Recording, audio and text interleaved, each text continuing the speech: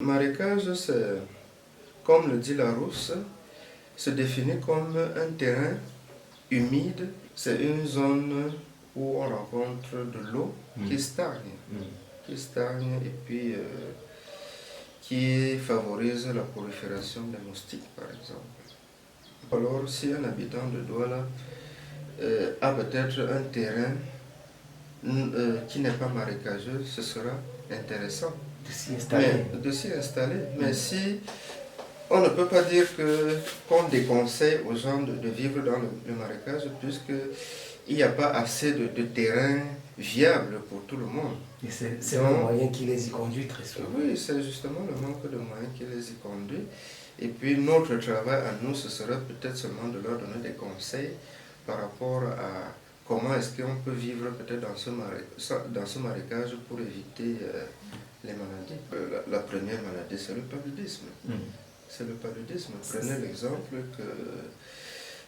on n'a qu'à voir comment se développent, par exemple, les facteurs qui sont à l'origine du paludisme, notamment les moustiques.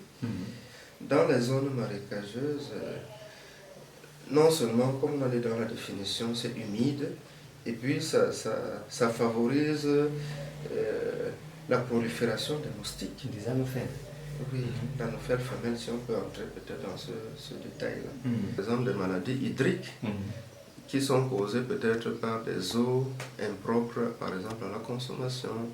On peut parler de la typhoïde, on peut parler des amibiases, on peut parler des maladies, des parasitoses, notamment des parasitoses intestinales. Par exemple, les ankylostomes et autres, les ascaris et tout ça. Bon.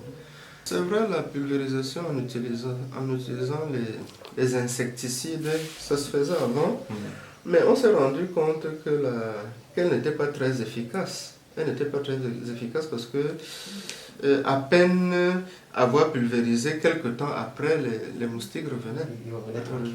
Oui, ils revenaient. Donc, alors que l'utilisation de la moustiquaire est permanente. Elle est permanente et puis elle est plus efficace.